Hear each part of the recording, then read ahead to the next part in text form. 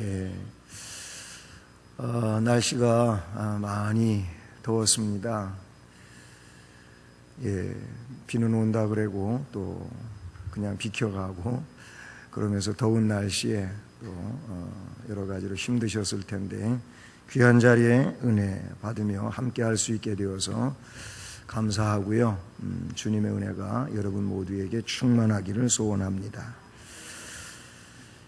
예, 이제 6번째 인을 떼는 그런 장면에 대하여 오늘 말씀에 나타내주고 있습니다. 내가 보니 6째 인을 떼실 때 큰 지진이 나며 라고 12절에 시작하고 있습니다. 6째 인과 관계된 내용은 천재지변으로 인한 재앙들입니다. 천재지변. 이 천재지변으로 인한 재난에 대해서는 이 6째 인을 뗄 때보다도 뒤에 나오고 있는 이 나팔 재앙의 그 천재지변과 관계된 재앙들이 더 크게 그리고 확대되어서 나오고 있는 것을 우리가 볼 수 있습니다. 그런데 이런 환난들은 상상을 초월하는 그런 내용들로서 아주 무섭고 두려운 환난에 속한다고 볼 수 있습니다. 그리고 천재지변을 만나게 되면은 우리 사람으로서는 그 인간의 무능함을 그리고 정말 인간은 그렇게 연약하여 보잘것없는 존재구나 하는 것을 더 깊이 깨닫게 되는 것이죠.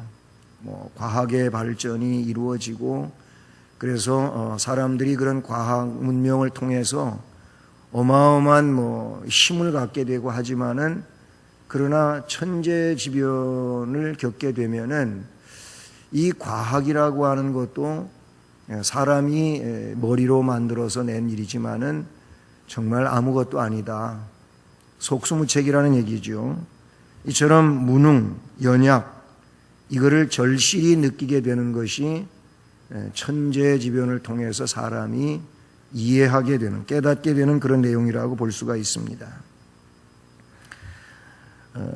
이 내용을 또 성경 해석을 하는 데 있어서 어떤 분들은 정치적인 거나 사회의 큰 혼란과 변화를 의미한다고 6째 인과 관계된 내용을 그렇게 해석하기도 하지만은 그러나 이것은 말씀이 이 내용에서뿐만이 아니고 마태복음에서 나타내주는 내용과도 관계해 볼 때 이것은 역시 천재지변으로 해석되어지는 것이 오히려 더 바르다 이렇게 볼 수가 있습니다.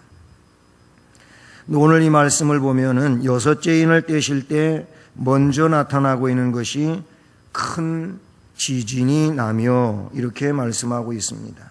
지진이 뭡니까? 지진은 우리가 기반하고 있는 땅을 흔들어 놓는 겁니다. 그저 좌우로 앞뒤로 흔들리는 이런 지진이 대부분이지만은 이 수직 지진이라는 것이 있죠. 땅이 위로 솟구쳤다가 가라앉고 우쳤다 가라앉는 이런 지진도 있습니다. 이게 더 무서운 거라고 그러지 않습니까?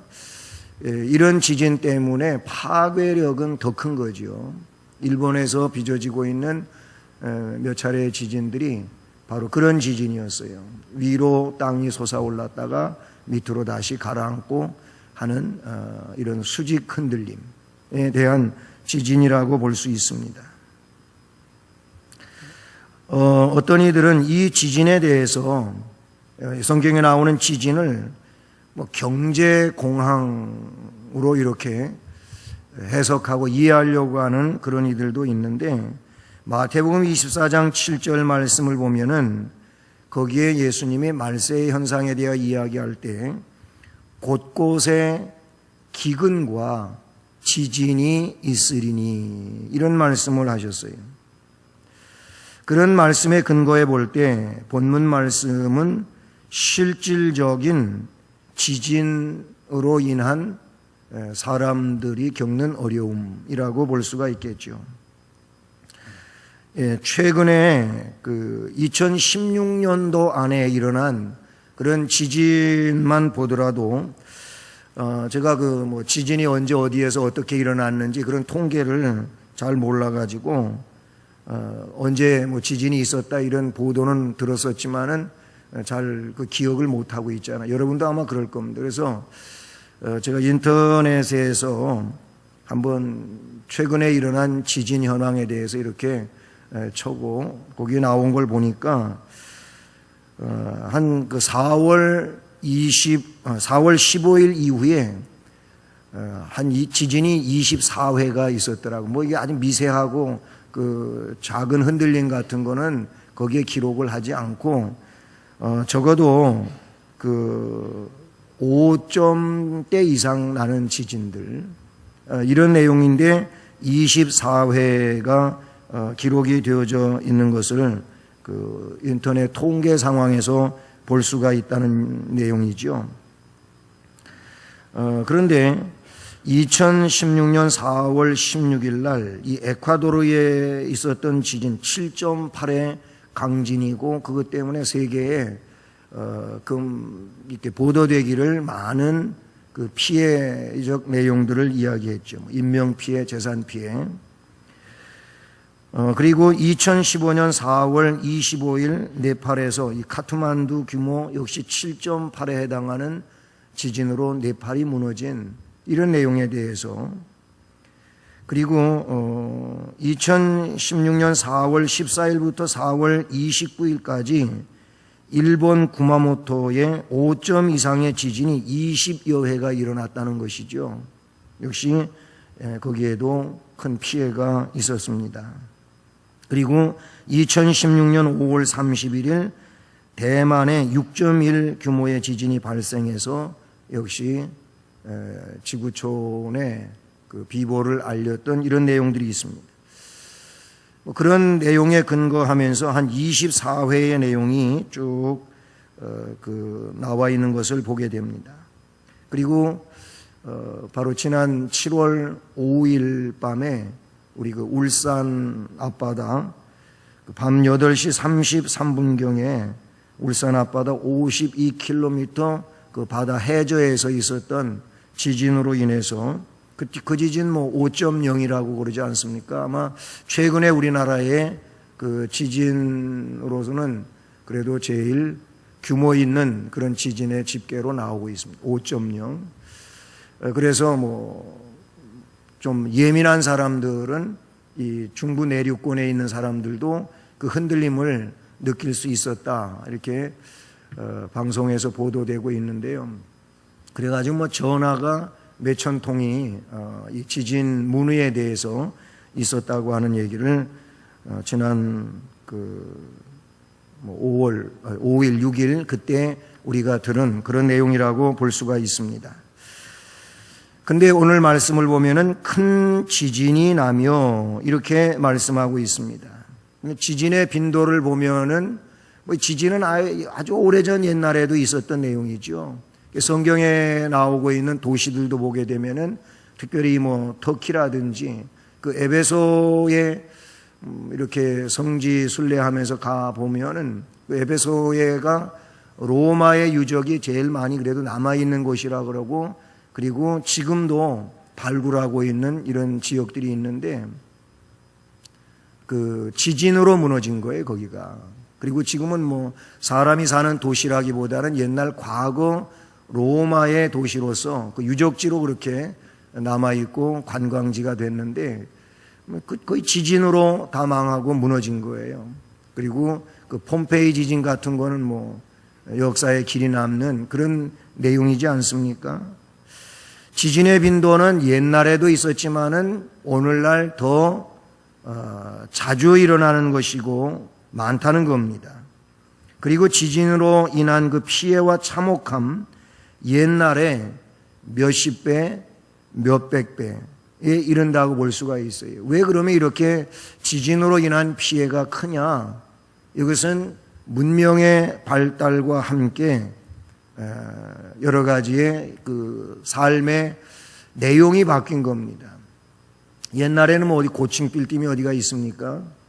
요즘에는 대도시를 이루고 그 도시 안에는 고층 빌딩들이 세워지게 되죠. 물론 이 고층 빌딩들이 그 내진 설계에 의해 가지고 지어진다고는 하지만은, 그래서 뭐 우리나라에 있는 현대식 건물로 지어진 그런 건물들도 지진 뭐 7점대 이상의 그 흔들려도 괜찮다고 하는 그런 건축 공학에 의해서 집을 짓고 있어요.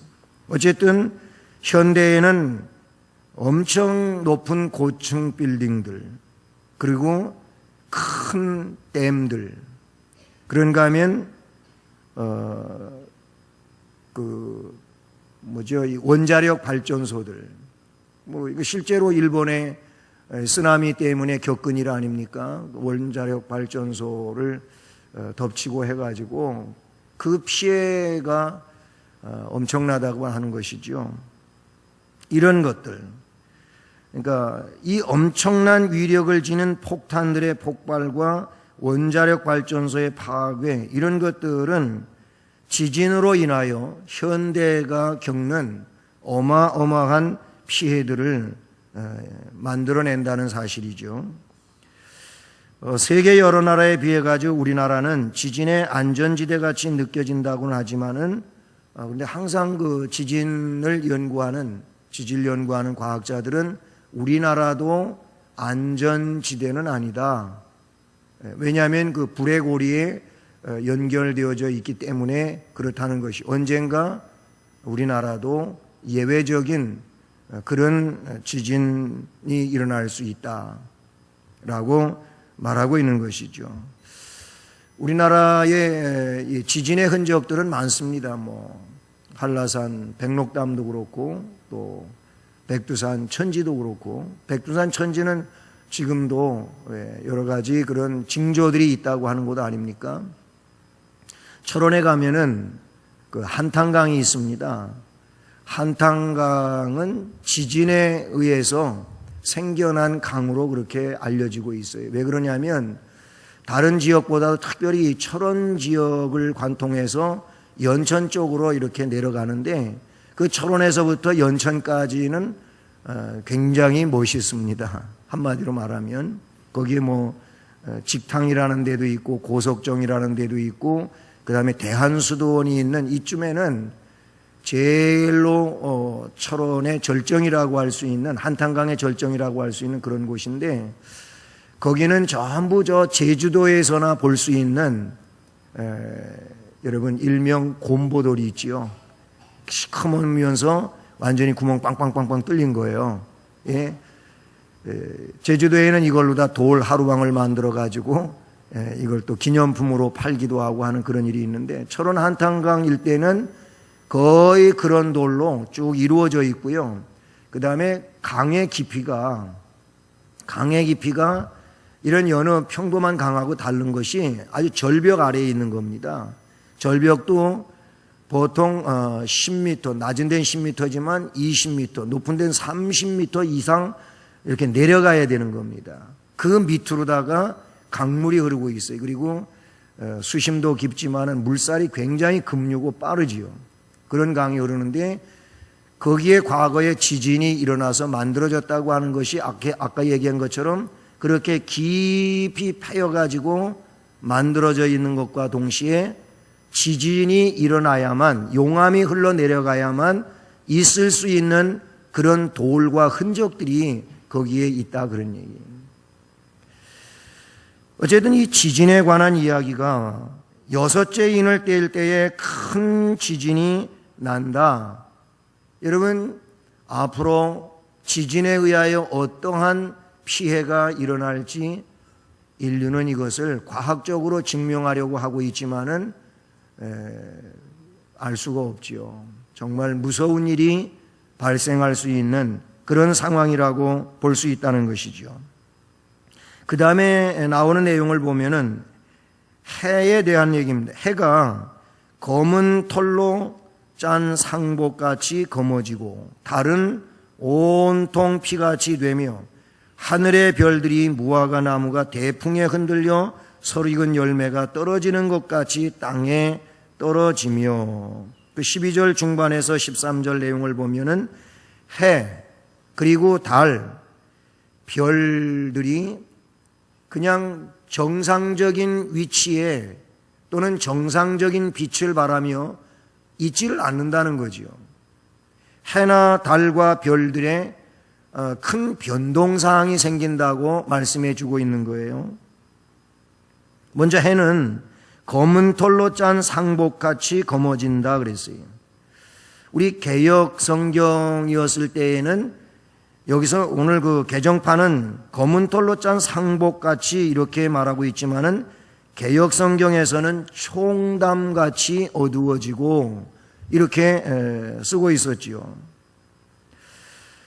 해가 밝은 빛을 잃는다는 것인데, 해가 빛을 잃는다고 하는 것은 제구시를 못하게 된다는 내용 아닙니까? 해가 빛을 잃고 검어지게 되면은 그 기능의 저하로 인해서 역시 자연계에 심각한 문제가 발생할 수밖에 없는 것이죠. 농촌의 과일 혹은 곡식, 수확이 되기 위해서는 햇빛이 일조량이 있어야 된다는 겁니다. 요즘에는 뭐 과학의 발달에 의해 가지고요. 여러분 그런 얘기 들어보셨나요? 식물 공장.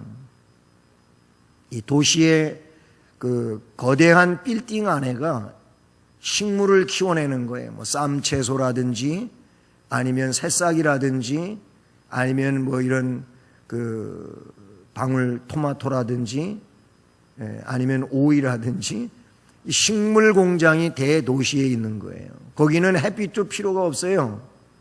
그냥 여러분 이 LED 등을 개발해 가지고 그 빛에 의해 햇빛과 같은 그런 빛을 비추게 해 가지고 식물이 크게 하고 자라게 하고 그래서 공급하는, 이게 식물 공장입니다, 일명.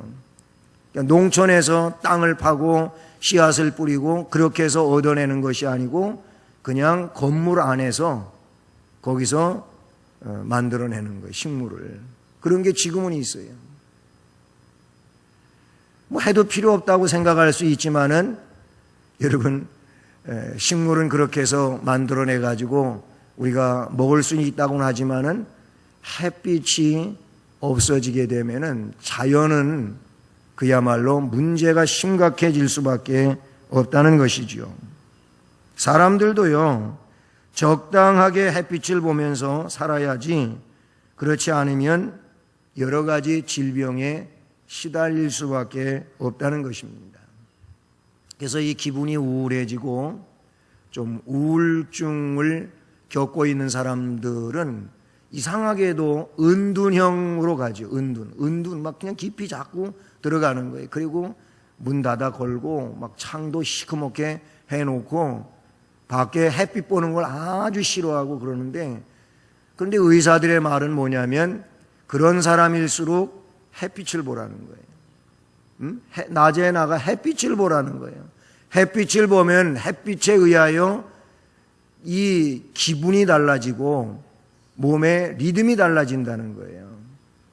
의사들이 지시하는 게 그런 분들에게 약도 처방해서 주지만은 좀 제발 밖에 나가서 사람도 만나고 햇빛도 보고 그렇게 거닐기도 하고 운동 좀 하시라는 거예요. 그러면 이 생활의 리듬이 달라지니까 꼭 그렇게 하면 이 약을 드시면서 그렇게 하기만은 빨리 치료될 겁니다. 얘기해 주는데 약은 먹어도 밖에 나가 사람 만나는 일 잘 안 하려고 하고 햇빛 보는 일 잘 안 하려고 그런다는 거예요. 그러니까 치료가 더 어렵다고 하는 거예요. 사람이 햇빛을 봐야 되는 겁니다. 그래야 역시 여러 가지로 건강하다. 그러니 빨래도 햇빛에 말리는 게 좋다고 하지 않습니까? 고추도 태양초가 좋은 거고요. 그래서 이게 태양초냐 아니냐 따지기도 하고 그렇지 않습니까? 서울이나 대도시의 하늘은 벌써 오래전부터 환경의 오염과 초미세먼지로 해가 제 빛을 잃어가고 오존층의 파괴가 점점 넓어져서 이 일로 인한 피해가 심각하다고 하는 얘기는 우리가 들어서 익히 아는 내용이라는 얘기예요. 외국에서 오늘 낮에 점심 식사하면서도 그런 얘기가 있었습니다만은 외국에서 있었던 일이 이제 우리나라에도 들어왔는데 어제 뉴스를 보니까는 지리산 그 공기를 파는 겁니다. 비락 식혜 캔 있지 않습니까? 고만한 그 캔에다가 지리산 공기를 담아다가 판다고 캔까지 소개하는 그런 내용이 있어요. 저는 그 뉴스를 보면서 저거 참 너무 허망하다. 저 안에 진짜 지리산 공기가 얼마나 들어있는 거며 그걸 개봉을 해가지고 내가 스트롱 같은 대롱으로 해가지고 코에 갖다 집어넣고 그 공기를 마신다 한들 참 너무 그렇다 이렇게 생각이 들더라고요. 이건 곧 뭘 반증하고 있느냐 하면 그만큼 지금 이 시대에 도시의 공기는 망가져 버렸은 거예요. 그 연구조사에 따라 갖고 하는 이야기를 들어보니까는 대도시의 공원과 지리산의 공기를 비교하면은 10배가 좋다는 겁니다. 대도시 공원 있잖아요. 이렇게 녹지대 공원. 거기에 것과 지리산하고 하면 10배. 자, 지리산으로 이사 가게 생겼어요. 근데 대도시와 지리산 공기하고 비교를 하면 30배가 좋다는 거면 30배.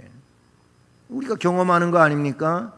예, 깊은 산에 그 산소가 많이 발생되는 이런 곳에 가면은 굉장히 기분도 좋아지고 건강해지는 것 같고 실제로 그런 데 가서 몇 시간 머물다가 오면은 피곤이 좀 사라진 것 같고 이걸 우리가 경험하는 일들이라는 거예요. 해가 제 빛을 잃는다는 겁니다. 그거를 표현하기를 마치 검은 털로 짠 상복같이 검어진다. 해가 요즘에 그래도 해를 보면은 우리가 이 눈으로 해를 직접 볼 수는 없잖아요. 잠깐만 보더라도 시력이 손상이 되거나 아니면 꽤 오랫동안 사물을 분별하는 데 어려움이 있잖아요. 그만큼 해는 강렬한 빛을 가지고 있는데 해의 빛이 이처럼 어두워진다는 겁니다. 대기권의 문제는 점점 심각한 상황에 이르러 간다는 거예요. 하나님께서 태풍을 만들어 이 공해물질을 없애주시지만 인간들은 더욱 많이 발생시켜가지고 더 심각한 상황을 만들어가고 있다는 것입니다. 그런데 달은 또 어떻습니까? 말씀해 보니까 온통 피같이 되며 그랬어요. 해가 검은 털로 짠 상복같이 검어짐으로 달도 제구시를 못하게 된다는 그런 말씀인데 달은 햇빛의 영향으로 은빛을 발하며 밤을 비추는 빛이 아닙니까? 달이 온통 피같이 되며 다시 말하면 달 전체가 은빛을 잃어버리고 피같이 되면은 인간이 사는 자연 환경은 역시 심각한 상황에 이르게 된다는 것이죠. 자연의 변질은 인간의 위기를 말해준다고 볼 수가 있습니다. 그러므로 인간은 자연의 제 기능을 위해 최선을 다해야 되는 것인데 이것이 바로 환경을 지키는 일이라고 할 수 있겠죠. 그러나 이미 성경은 말세에 환경은 극도로 파괴될 것이고 파괴되어지는 그 일로 인해서 결국 인간이 해를 입는다고 하는 것을 가르쳐주고 있는 것이죠. 그리고 하늘의 별들은 어떻습니까? 하늘의 별들이 땅에 떨어진다고 말씀하고 있어요. 어떻게? 별들이 무화과 나무가 대풍에 흔들려 설익은 열매가 떨어지는 것 같이 땅에 떨어지며 그랬습니다. 무화과 나무에 설익은 열매가 큰 바람, 강한 바람에 흔들려 떨어지는 것과 같이 하늘의 별들이 땅에 떨어진다고 할 때 이 표현은 어떤 겁니까? 쉽게 떨어진다. 어떻게 보면 또 막 떨어진다. 이런 내용으로도 볼 수가 있어요. 별들이 떨어진다고 하는 것은 하늘의 질서가 무너지는 것을 말하는데, 이것은 어떻게 보면 최대의 공포라고 할 수가 있습니다. 하늘의 별, 그거 전에 사람들은 이 운석 조각에 대한 것도 굉장히 연구하며 두려워하고 있는 내용이라고 볼 수가 있어요. 해성 충돌과 그리고 운석 조각이 지구에 떨어지는 것은 무시무시한 일이 아닐 수가 없지요. 이것은 핵폭탄의 위력보다도 더 큰 파괴력을 지니고 있다는 것입니다. 그래서 어떤 것에 의해서는 지구가 그냥 깨져버리고 날아가 버릴 수 있는 이런 일도 있을 수 있다는 것이죠. 그래서 미국에서 만들어진 그런 영화들 있지 않습니까? 1998년도에 둘 다 개봉됐던 영화인데, 하나는 딥 임팩트, 또 하나는 아마겟돈. 이런 영화들은 전부 뭡니까? 특별히 딥 임팩트 같은 것은 역시 운석 조각의 지구 충돌이지요. 그래서 지구를 살리기 위해서 애쓰는 이런 내용에 대하여 나타내주고 있다는 사실이죠. 글쎄, 우리가 이 부분에 대해서 어떻게 이거를 이해하고 말할 수 있느냐 하는 일은 매우 어렵겠지만, 하늘에 별들이 떨어지고 이 떨어지는 별들, 그런 운석 조각이라든지 아니면 해성 충돌이라든지 여기에서부터 발생되어 가지고 일어나는 이런 일들은 인간을 향하여 다가오는 엄청난 천재지변의 재앙으로 그렇게 볼 수 있다는 사실이죠. 하늘에서만이 아니고 말씀해 보게 되면 어떻게 또 말씀되어지고 있습니까? 14절, 15절 여기 보면 하늘은 두루마리가 말리는 것 같이 떠나가고 각 산과 섬이 제자리에서 옮겨지매 땅의 임금들, 왕들, 장군들, 부자들, 강한 자들, 모든 종과 자유인이 굴과 산들의 바위 틈에 숨어가지고 좀 나 좀 숨겨달라, 너무 두렵다, 무섭다, 그런다는 겁니다. 하늘, 땅, 바다에도 큰 변동이 일어난다는 얘기죠. 하늘은 두루마리가 말리는 것 같이 말려서 날아간다는, 이걸 데살로니가서에도 종이 축이 말리는 것 같이 말려가지고 두루루 말려서 얼고 그냥 날아가 버리는 이런 것 같은 일이라고 표현되어지고 있어요. 하늘이 무너지는 것은 어떤 현상을 의미하는 것일까? 참 무서운 일이 아닐 수가 없다는 겁니다. 요한이 볼 때에 그렇게밖에 표현이 안 되는 거지 않습니까? 요한이 지금 하나님이 보여주시는 이 징조들을 보고 있는데, 보니까 세상 표현을 빌려서 이야기하자면은 종이 한 장이 어떻게 해요? 그냥 두루룩 말려가지고 어디로 휙 바람에 날아가는 것 같이 하늘이 날아가 없어진다는 거예요. 신기한 일이라고 말할 수 있겠지만은 이것은 엄청난 두려움에 해당하는 그런 일이라고 볼 수 있는 것이죠. 뿐만 아니라 각 산, 섬, 제자리에서 옮겨진다고 그렇게 말씀해 주고 있습니다. 큰 어떤 그 세력에 의하여 이런 일들이 일어난다는 것이죠. 땅의 지각 변동이 일어나고 있음을 의미하고 있는 것입니다. 정글의 법칙을 즐겨보시는 분들이 있으실 텐데요. 본 방송은 우리가 이 금요 기도회 때 하더라고요. 일찍 끝나고 가시는 분은 보시는지 모르겠지만은 10시부터 시작이 되는가 그래요. 그래서 저는 이거 끝나고 가면 끝에 가서 조금 이렇게 보는데, 언제 한번 보니까 타이타닉 섬이라고 하는 이런 내용이 나오더라고요. 얼마 전에 지나간 것 같은데, 이 파푸아 뉴기니의 일부분에 있는 이 타이타닉 섬. 근데 그 내용이 왜 그렇게 붙여졌냐면은 물속에 침몰하는 섬이라는 겁니다.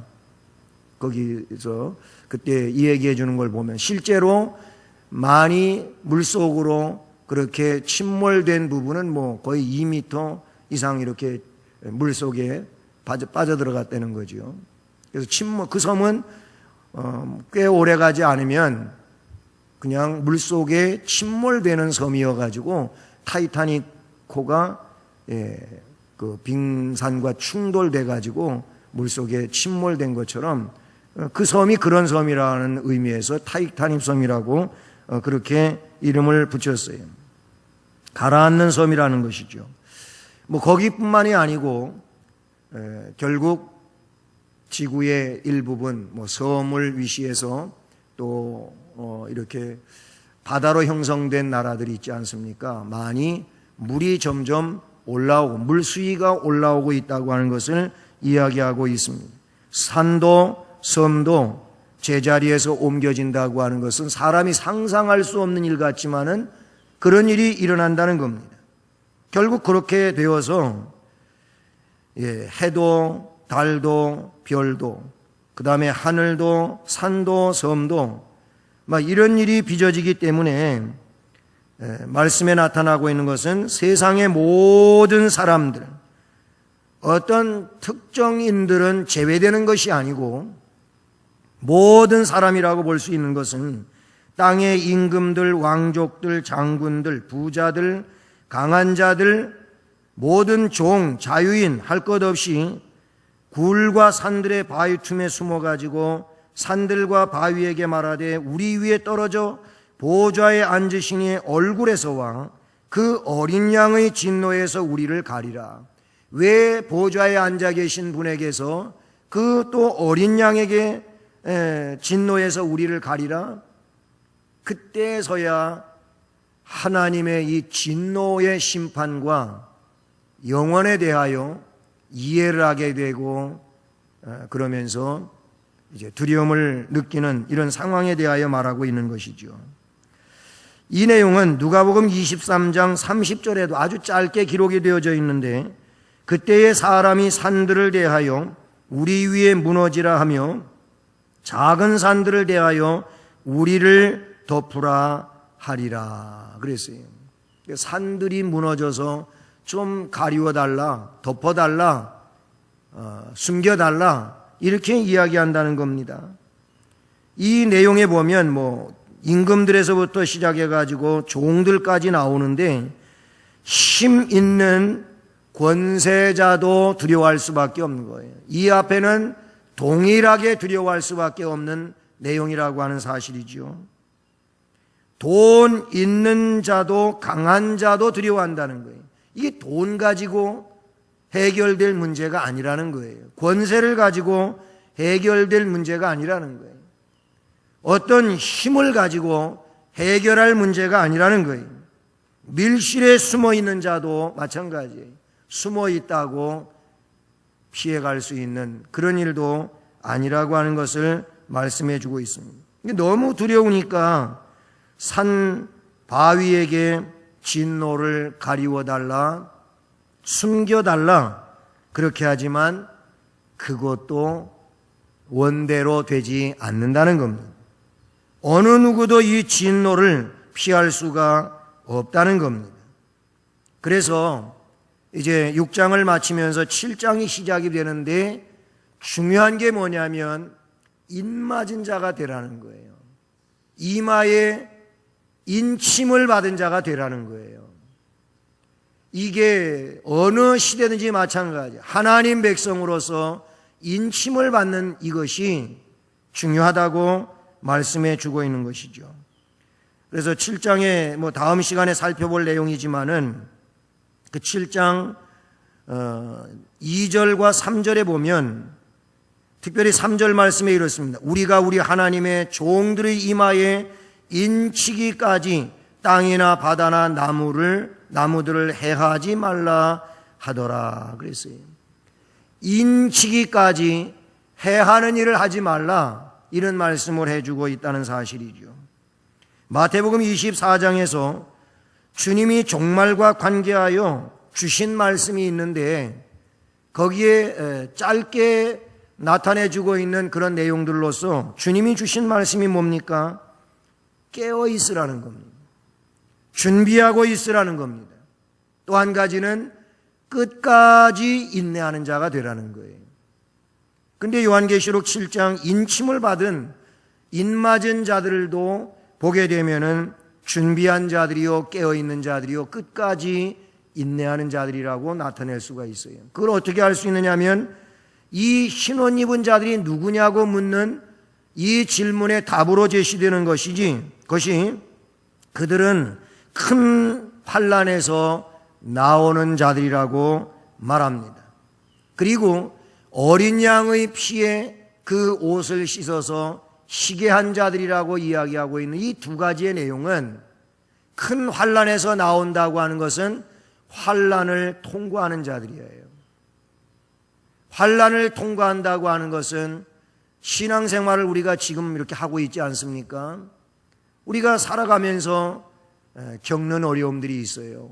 예수를 믿는 이 믿음에 의하여 바른 신앙으로 살기 위하여 겪는 일들이 있는데 이 겪는 일들을 그것 때문에 신앙이 루즈해지고 그래서 이 사람이 믿는 사람인지 안 믿는 사람인지 모를 정도로 그렇게 유야무야된 상황을 살아가는 것은 안 되는 거예요.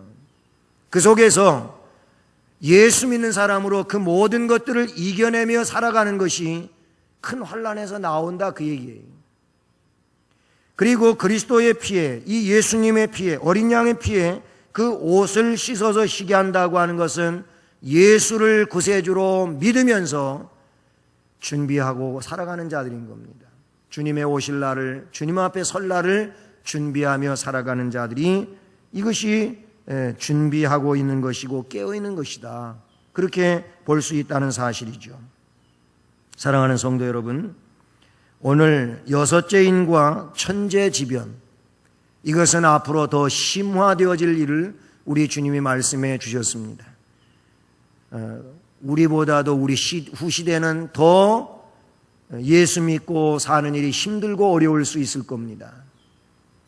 왜냐하면 주님 오실 날이 더 가까워져 오기 때문에 그때일수록 점점 더 이런 일들이 심각해져 간다고 주님 말씀해 주셨기 때문이라는 사실인 것이죠. 그러나 오늘 우리가 이 시대를 살아가면서 말씀을 기억하고 이제 준비하고 있는 자로, 깨어 있는 자로 끝까지 인내하는 믿음을 가지고 살아가는 심령으로 우리 앞에 어떤 그런 위험이 두려운 일들이 닥쳐온다 할지라도 그 속에서 주님의 은혜로 이겨내고 감당할 수 있는 이런 심령으로 세워져 가길 주님의 이름으로 축복합니다.